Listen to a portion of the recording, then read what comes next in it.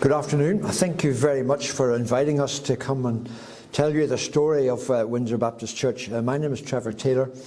I grew up in Bangor Baptist, that's what it was called at that time. It's now, of course, just known as Hamilton Road. My father, Jim Taylor, was a secretary there and an elder for decades. He was on the BA College Committee, and I remember when the building in Sandown Road was opened in the 1960s. I've been in Windsor since 1986 and have had various roles, including church pianist and elder. This history was prompted as we were planning to move from our building in Malone Avenue, Belfast, to the Majestic building not far away on the Lisburn Road. It's a record of change, of blessing and progress built on the desire of the Church of our God to grow in this area of South Belfast. So I will start, not unreasonably, with foundations. Nigel Young will talk about the consolidation, and then Paul Heron will conclude on expansion. So we have got a team approach for you, and we hope that you enjoy what we have to say tonight. Windsor Baptist Church was constituted on the 28th of June 1931 with 7 members. The first members had belonged to Great Victoria Street Church and were among a number who left because of concerns about the handling of a possible church discipline matter. They decided to form a new church in the Windsor area because there was no suitable or convenient alternative. Remember that not many people had cars in 1931, and the public transport network was not as extensive as it is now. Initially, they met on St Thomas's Band Hall, a wooden building at 22 Great Northern Street, which was very basic. It was also very close to the railway line, and I think that caused a lot of disturbance on Sunday mornings as the trains went past. The original pioneers were soon joined by others, and there were 51 present at the opening morning service and over 70 in the evening. The membership grew, and the first baptismal service was held a month later in Hay Park Baptist Church. In September 1931, a building committee was formed to look at the idea of building a permanent church. The building committee minute book of September 1931 to September 1933 survives. The committee was appointed to investigate the nature of a building desired for worshipping, the seating capacity of such a building, the probable cost of the same, and the time necessary for its erection. Not ones to be idle, the opening page of the minute book records that the committee, quotes, was instructed to present a report to the church 4 weeks from date of appointment. In November 1932, the membership of Windsor stood at 86. During the course of 1932, there's much activity undertaken by the expanded building committee, with a site chosen at the Lisburn Road end of Malone Avenue, 75 feet by 60 feet at 6 shillings and 6 pence per square foot, with one condition, that a permanent building be erected from the start. The owner of the site was initially unwilling to sell, but having an influential estate agent among the church friends proved very useful, and purchase was successfully negotiated. It was only when we came to sell the site through a developer in January 2019 that it was discovered there was a restrictive covenant which limited any sale which would not have a religious purpose. The architect chosen was Ivor Beaumont, who had been the architect for Bangor, now Hamilton Road Baptist Church, and it was very similar in design and layout. A barn-like, describes a barn-like, high-gabled, red brick hall in a simple neo-Georgian style. The tender price was £3,175 and was agreed in August 1933. The new building was opened on Saturday the 24th of March 1934, less than a year, and the Baptist Union Assembly meetings were held there in May 1934. I think probably the photographer left his hat and coat on the gate before, but it's not there now. In February 1934, 4 elders and 9 deacons were appointed, and by the end of 1934, membership had reached 100. Now that the church had its own building, and the midweek prayer meeting could be held on site on Wednesday evenings. Once a month, the Wednesday meeting was a church business meeting. Most other meetings were held in the homes of members, Christian Endeavour, Women's Missionary Guild, the Girls' Auxiliary. Notably, Sunday school teaching, leading activities, and even singing in the choir could only be undertaken by church members. On Sundays, Mr. William Hagan led a Bible study circle, while there was a second Sunday school held at Chambers Garage in Donegal Pass. Some of the Windsor men were also responsible for a meeting on Thursday evenings in the Corporation Men's Lodging House in Matilda Street off Sandy Row. The first pastor was W.F. Fred Rossiter, who served from 1945 to 1950. Financial prudence during the Depression and the war years meant it was definitely felt to be wrong to call a pastor until the debt of building the church was paid off. In 1945, at the end of the Second World War, Fred Rossiter came from Scotland to become Windsor's first pastor. His wife had the distinction of being a sister of the well-known, renowned Scottish evangelical biblical scholar and author, Professor F.F. Bruce. Pastor Rossiter took a special interest in the Christian Endeavour, and he was also very keen that all should read the Bible through from beginning to end. He advised everyone to get a revised version in order to do so, as modern speech versions were scarce and some regarded them with suspicion. During his time and before, work with children was a very early priority. Windsor had two Sunday schools in its early days, one at Malone Avenue and one in premises at W.J. Chambers Garage in Donegal Pass. Statistics for 1941 showed 71 scholars and 6 teachers in the former, and 94 and 10 at the latter. The Sunday School Union of the Baptist Union of Ireland, as it was then, organised scripture examinations and teacher training, and Windsor was very involved in these activities. The church won the coveted Gibbon Shield in 1934, and in the 1941 annual report, Adele Jeffrey came fourth in the junior grade examination with 86%. I got that information from her sister, by the way. And Miss E. Graham and Miss W. Boyd received certificates with high commendation from the teacher training school. Excursions were organised for Sunday school members in the very early days when the world was still black and white. Some young people already attended Christian Endeavour at Ulsterville Presbyterian, and later some people started CE in Windsor.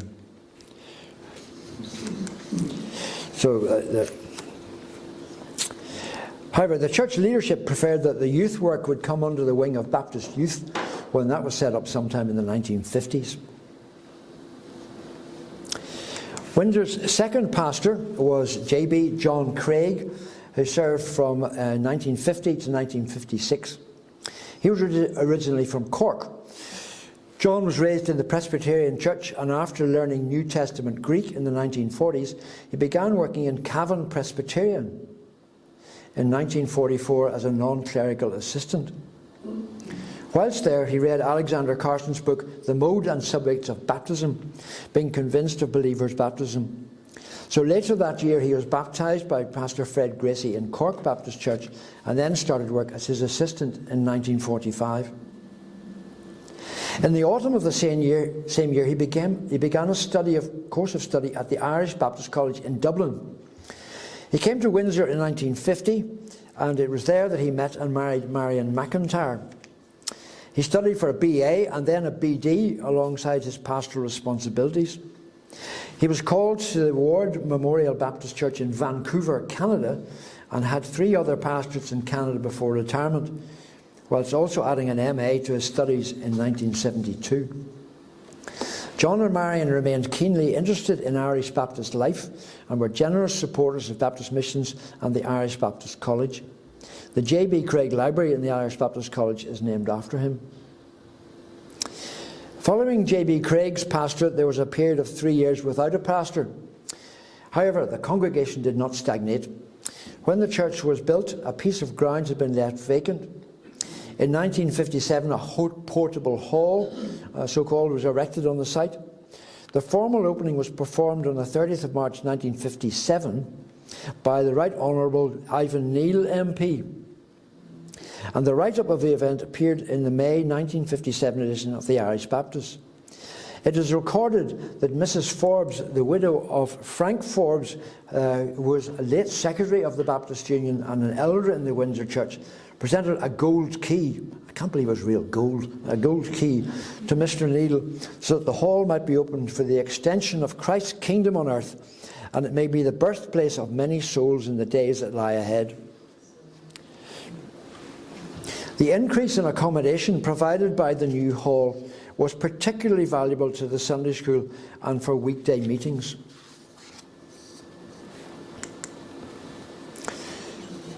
Our third pastor was George Blaney, who served from 1959 to 1967. During his time at Windsor, Pastor Blaney also lectured in the Irish Baptist College on a weekly basis, focusing on Hebrews, which was one of his favourite Bible books. George loved good hymns and was known for his ability to sing congregational singing with real competence. The hymn singing was accompanied on a harmonium and drew largely on Sankey's sacred songs and solos. It was during Pastor Blaney's time that Billy Graham held an evangelistic rally in Windsor Park football grounds in 1966, attended by over 40,000 people. Pastor Blaney started a Young People's Fellowship, YPF, to nurture young people and asked other members to help. A highlight of the YPF at that time was its winning of the BYF trophy for the annual scripture quiz, the final of which was held during the assembly meetings. Pastor Blaney himself provided a brief historical account of the first 30 years of the Windsor congregation in an article in the November 1962 edition of the Irish Baptist entitled "A Dream Comes True." When I was a student in 1965, my landlady was a member of Windsor, and I remember bringing her to church in Malone Avenue. Little did I guess that it would become my spiritual home years later. The QUB accommodation officer who directed me to the digs was a Miss Hagan, whose family were founder members. How the circle closes. Now I will hand over to Nigel Young for the next instalment. My name is Nigel Young. I've been involved in Windsor for about 50 years or thereabouts. I recently retired from the Irish Baptist College.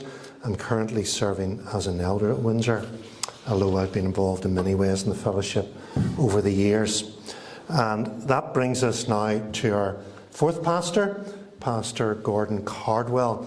So in Windsor, after a 2-year vacancy at the end of the 60s, and despite the troubles, because 1968-69 was the outbreak of the Troubles in Northern Ireland, a young Scottish evangelist, Gordon Cardwell, with his wife, made the journey across the Irish Sea. While having worked with the Christian Brethren, Gordon Cardwell was led to Baptist convictions on the pastoral office, and so he accepted the call to Windsor. And he was described as a powerful preacher and a very dynamic evangelist. And evangelism was really his heart at that time. Unfortunately, his time at Windsor wasn't long. It was 2.5 years as he answered a call to the Lisburn Church. Personally, this was my first contact with Windsor. As a recently converted young teenager, my parents went because they were attracted by Pastor Cardwell's powerful preaching. However, they decided to move on when he left, and they sort of left me behind. And one of the reasons I was left behind was so that I could attend George Johnson's teenage Bible class. And that was started in the late 1960s, and it had a significant impact on my and others' spiritual growth. And also, just about that time or a little time later, the Youth Fellowship, which had gone through a bit of a downtime, was reinvigorated by James Greenwood. And this, again, was an influence for good in the fellowship amongst young people. Youth was small, but nevertheless, it was good. And one characteristic of the youth was a monthly joint meeting with Hay Park Baptist, as both groups were quite small. And James Greenwood and Desmond Cameron, the Hay Park leader, were colleagues at Stranmillis Teacher Training College. And then both George and James, as you can see on the screen, went on to become very influential elders in the church in Windsor. After Gordon Cardwell left, and with a bit of a gap, 3-year vacancy, was followed by the arrival of Joshua Thompson as pastor. He was the secretary of the Baptist Union, now the Association of Baptist Churches in Ireland, from 1952. He resigned to take up the post of pastor in Windsor. Dr. Thompson's passion was Baptist church history. He co-founded this society, the Irish Baptist Historical Society, in 1968 with Dr. Harry Gribben, and his PhD thesis, Baptists in Ireland, 1792 to 1992, was a groundbreaking and a unique piece of research, and it's still very much consulted today. And he also produced a more popular celebration of the centenary of the Baptist Union in 1995 called A Century of Grace. Even though he was pastor, he remained involved in union affairs, contributing to the reorganisation that became the association, and was president also in 1992. Joss, as he was affectionately known, was remembered as being a thought-provoking teacher with a measured delivery. My personal memory of Pastor Thompson is he baptised me, and my memory is of him being clad in what could only be described as large fishing-type galoshes for the event. And after the baptism, he was out, bone dry, and in the pulpit preaching in the space of a 3-verse hymn. During his time in the Union Secretary post, Dr. Thompson had developed significant administrative, legal and diplomatic skills, and one of his major achievements was overseeing the successful move of the Irish Baptist College from its Dublin base to a new home in Belfast in 1964.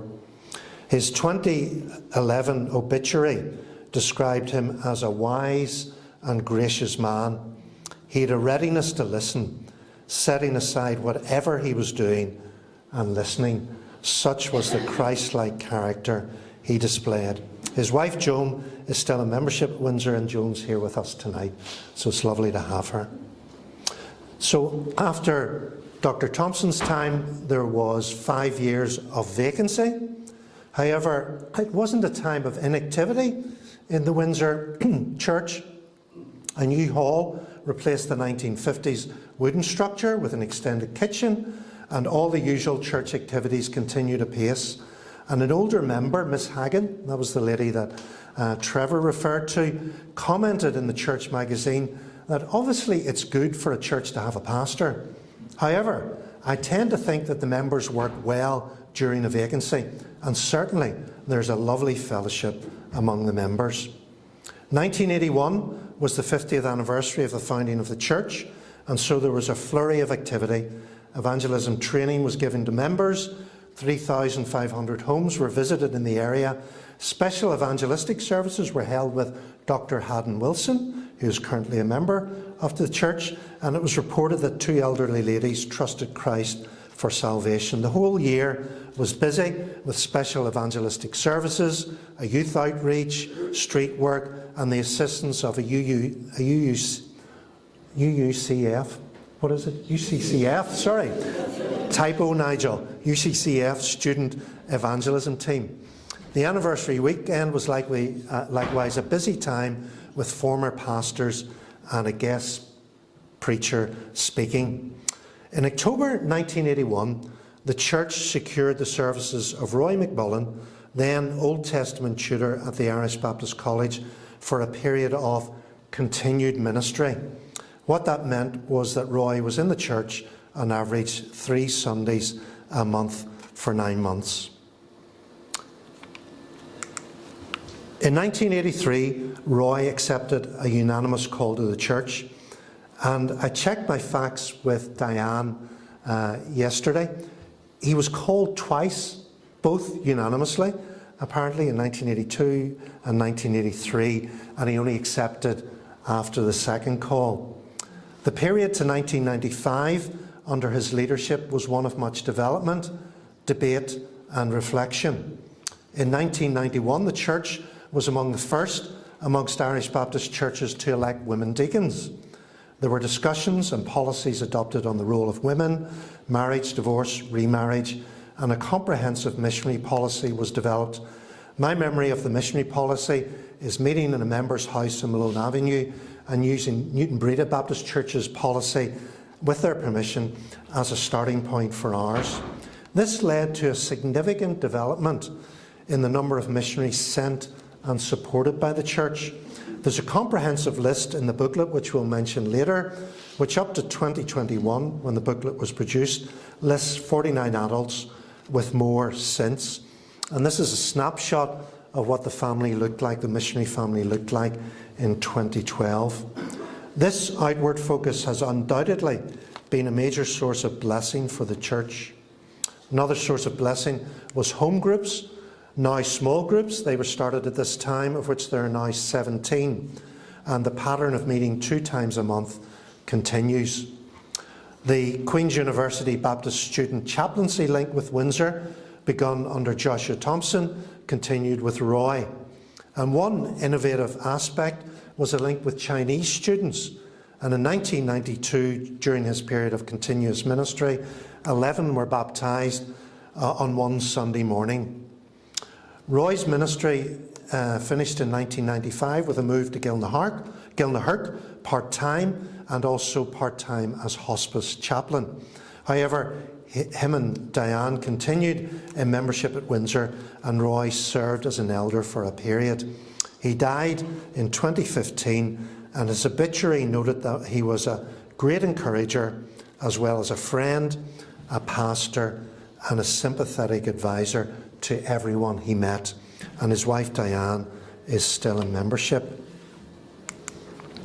In 1995, with little or no vacancy, David McMillan came to Windsor, having been the Newry church pastor from 1983 to 1993.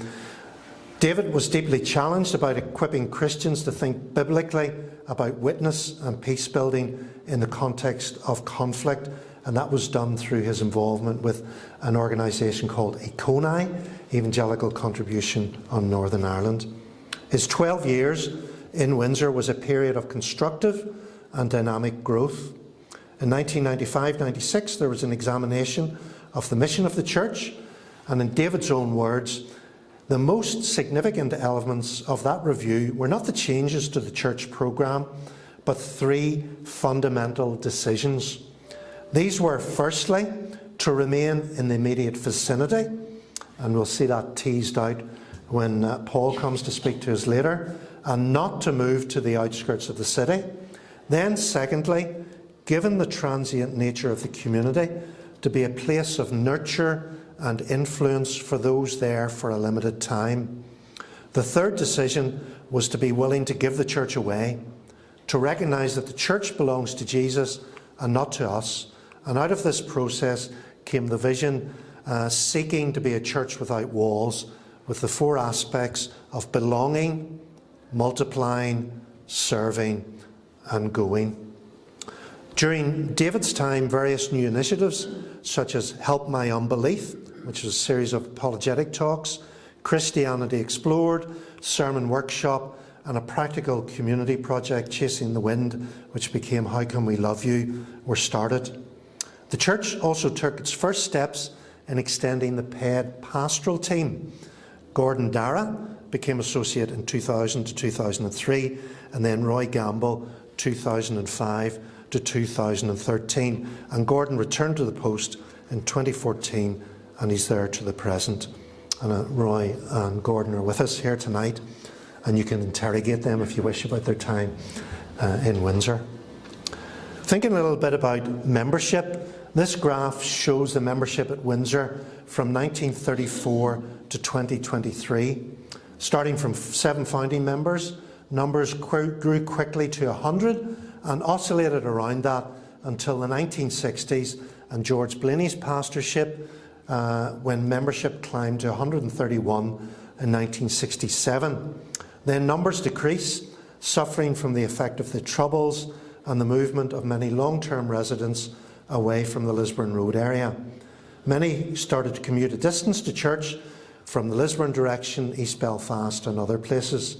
Numbers only returned to over 130 in 2001 during David Macmillan's time, and there seem to have been a number of factors, some of which we've already mentioned, which enabled this: a clear vision, an increase in the eldership growing from 3 to 7, and eldership is currently 9 in the church, the missionary focus of the church, clarity on a set of church policies, the input from a larger staff team, and the growing benefit of small groups. This growth has continued, and 2023 figures show a membership of 269, but I'll not steal Paul's thunder. David and his wife Dorothy became part of the Windsor missionary family themselves when he left the pastorate in 2007, ministering in theological education in Europe. Now retired, they are still in membership. We seem to have this interesting thing that retired pastors stay. I don't know, is that a good thing? But it's an encouraging thing, I think, to the church. David commented, writing in the booklet, that the generosity of those who have been members for many years in opening their hearts to new people was critical in helping Windsor become the church it is today. So I'll hand over to Paul now to bring you up to the present day. Thank you. So, good evening. As said, my name is Paul Harron, and I'm going to be concluding the talk on a theme of expansion at Windsor. Along with my wife and 3 now adult sons, we've been attending Windsor since 2014. Firstly, when it met at Malone Avenue, then during the years when our morning gatherings moved to Fane Street Primary School, and now into our current home at the Majestic building on the Lisburn Road. Having come into full membership in 2019, I'm involved in various ministries of the church, including pastoral care and prayer ministry, and I'm also a deacon and one of Windsor's ABCI council reps. And I've also studied with and done some teaching with the Irish Baptist College. The church Windsor is today has been further shaped by the servant ministry and collaborative approach to leadership modelled by the 8th and current pastor, David Dunlop, who took up the pastorate in December 2008. David's original career had been as an insurance broker, but active youth work here in Ballynahinch Baptist, along with his wife Glenys, known as Glen, led to youth ministry training in London and service at Hornchurch Baptist Church in Essex, followed by a postgraduate diploma training at IBI. David and Glen both worked as the youth pastoral team in Ballynahinch for 13 years, with David becoming associate pastor at Ballynahinch for the last 5 of those years. David built up a strong teaching ministry at Windsor, which continues. He has also fostered a team approach with staff colleagues, elders and members, with morning and evening services led by different church members and deploying increasing congregational participation. The worship is enhanced by a vibrant praise group made up of rotating musicians and singers, with which Glen has also been highly involved over the years. In addition to Gordon Dara's associate pastorship since 2014, already mentioned, which has been notable for its focus on committed pastoral care provision and the development of visible prayer ministry, Windsor appointed a youth worker in 2010. Mark Houston took up that post with energy, and in 2013 he was appointed as a youth pastor and joined the team of elders. He continues in the role, continually adapting and responding to the needs of young people growing up in a challenging and rapidly changing world. Mark brought great imagination and enthusiasm to the youth work of the church, rebranding Sunday Bible class as Transit and Friday evenings as Fuse. The former youth fellowship had already become known as Clay, reflecting the desire to be moulded by the heavenly potter. In 2011, the Family Centre Portakabin building, which had been acquired from Moira Baptist in 1996, situated within the church car park, was renamed as The Cabin and became for several years a well-loved socialising and teaching and discipleship space for teenagers. In 2012, new teams with an extensive band of leaders were established to nurture a thriving junior church programme on Sundays running alongside morning gatherings. Over the years, church attendance grew, as we saw on the graph a little earlier, significantly, so that the Malone Avenue building was under great pressure to accommodate those meeting for worship, as well as the children's and youth activities which utilised the adjoining church hall, the cabin and the ground floor of a church-owned house at 14 Windsor Avenue. With continued expansion and many children attending, the decision was made to appoint a children's worker. Julianne Ashfield took up this post in January 2018 on a part-time basis and proved to be incredibly creative and dynamic, building the provision and junior church curriculum for primary-aged children and instigating a new stream for pre-junior church tots called Joyful Noise. There was also a busy creche, and weekday activities included parent and toddler groups, which had been running since the mid-1980s and which have become increasingly busy, multicultural and diverse. The church's children's and youth work has increased in its vitality over the years, with Friday night Shine get-togethers for teenagers and a lively summer holiday Bible Club week called Shine, which engages widely with children from across the local community, as well as children of families attending the church regularly. Holiday summer schemes for primary school-aged children had begun in 1993 and continued till 1998. However, after a break in delivery, they resumed again in 2010, based in the local primary school, Fane Street, and they've been held yearly ever since. They're currently held in the Majestic building, rather than in the school. Like parents and toddlers, this outreach is increasingly multicultural and diverse in nature, reflecting the character of the local population. Additional activities for teenagers and parents were built onto the Shine programme from 2015 onwards, and new initiatives continue to be added, now even including an outreach programme in Donegal, working with local churches in the Dunfanaghy area. And we should also note that Windsor has been blessed to have a number of pastoral assistants over recent decades who have each brought talents and strengths.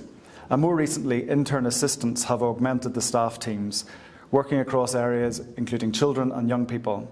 And currently we have two such gifted people, Niall Moore and Sarah Foster. The pressure on numbers on the Malone Avenue site was a challenge from the early 2000s. In 2001, a development team had determined that the membership overwhelmingly wanted to remain in the vicinity of the Lisburn Road.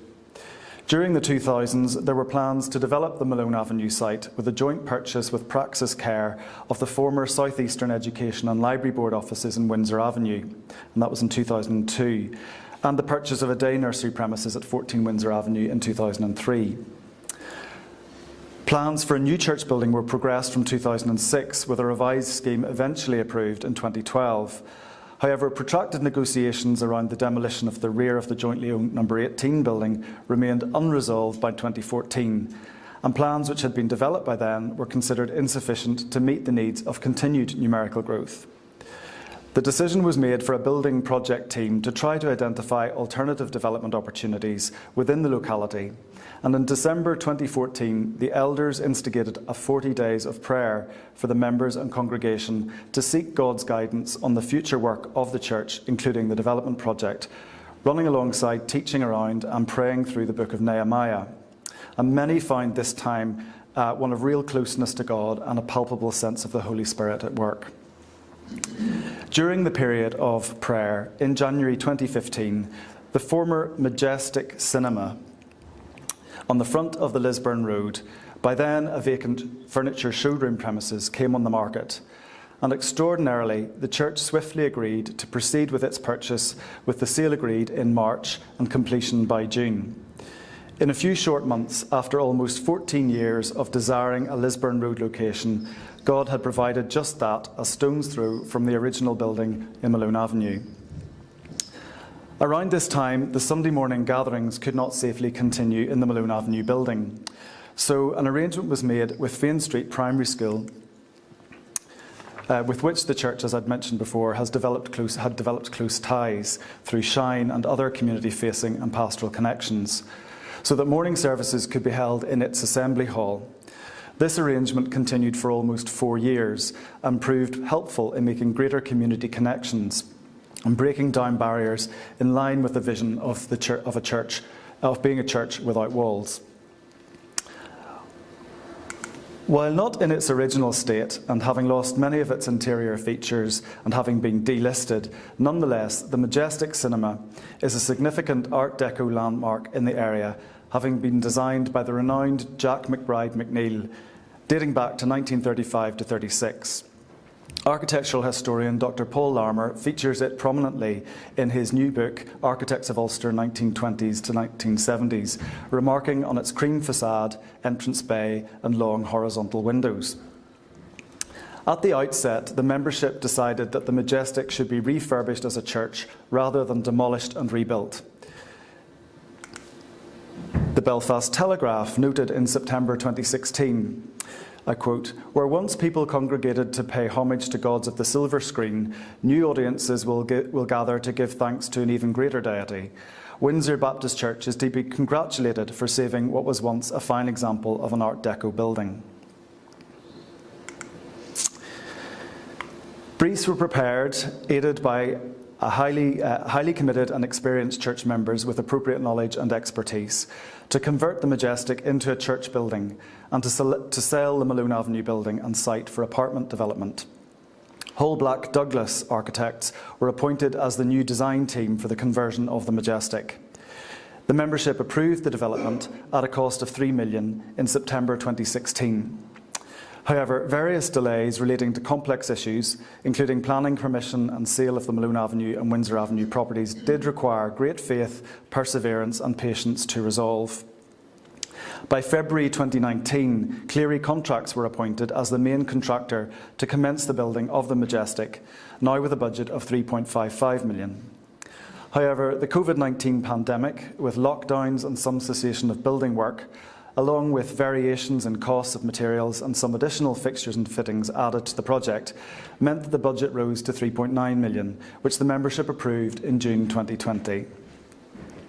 A number of successful fundraising initiatives were undertaken, along with dedicated long-term giving pledges by many members, and so it was a joy in early 2021 when the congregation was able to meet in the new building and begin to use its auditorium and superb integrated youth, children's and community facilities. Just give you an aerial shot to show you the size of it. And the entrance foyer and some cafe space, and beyond we've got rooms for meetings and for young children's activities. And this is the main auditorium.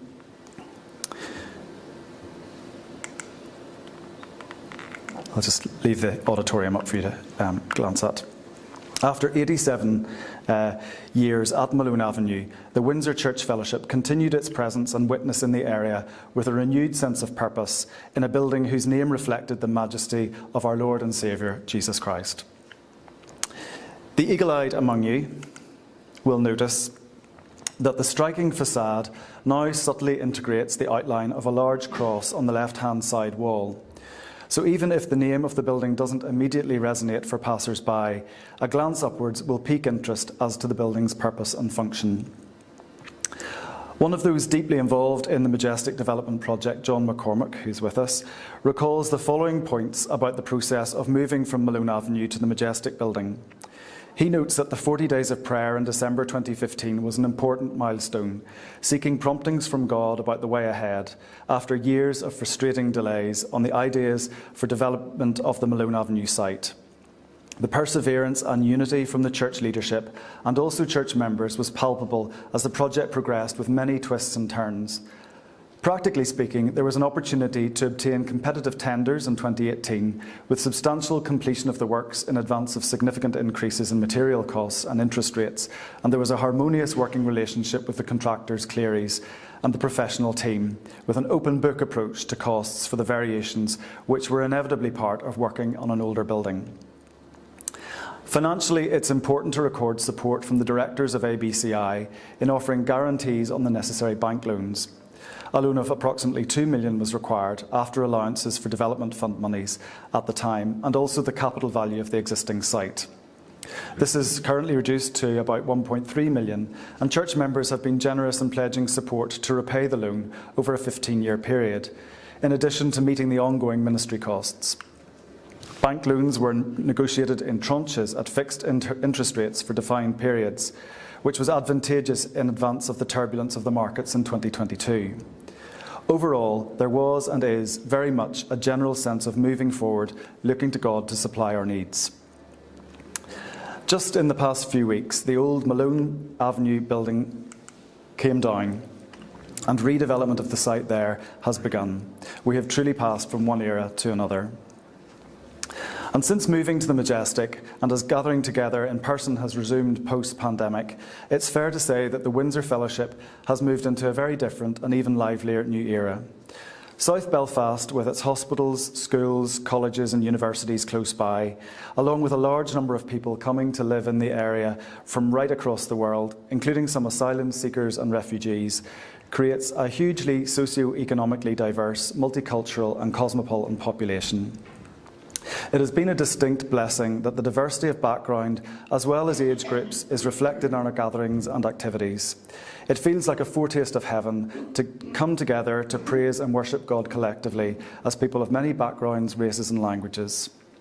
Morning gatherings currently number about 400 people. Of course, with the diversity of the local population come additional challenges and opportunities to help support people. And so in 2023, the membership agreed to appoint a further member of staff as a community worker, Kerry Fee, who has considerable expertise in the field, and she was appointed to take on this coordinating task, drawing on volunteering of time and energies from many among the church's membership in numerous activities such as language and maths support classes. There are also well-established connections with other groups in the area, like International Meeting Point and charities such as Storehouse. The new building is heavily used for various purposes, and as a reflection of that, a part-time church administrator was appointed in 2021, Debbie Thompson. So one of the characteristics of Windsor membership and leadership has been the willingness to make staff appointments when they are needed. It should also be noted that the church's diaconate is kept very busy, alongside many volunteers serving in many ministries.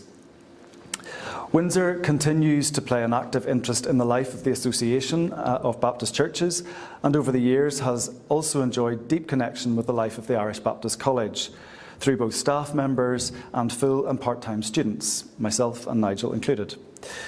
Like you, we are committed to partnership in the gospel, and we are thankful to God to have had the opportunity to witness to his love, mercy and grace for us in the locality of the Lisburn Road over almost a century, and now facing into a new era with faith and trust. Thank you for your attention and interest in the talk from me and from Trevor and from Nigel. If you'd like to know more about Windsor Baptist, you're very fortunate in that we have some copies of the book that we put together with us this evening at a bargain price of £5, and Nigel's even brought his tap and pay, so if you don't have cash you're able to, but also please do just speak to us afterwards if you would like to. I know we're conscious of time, but thanks for your attention.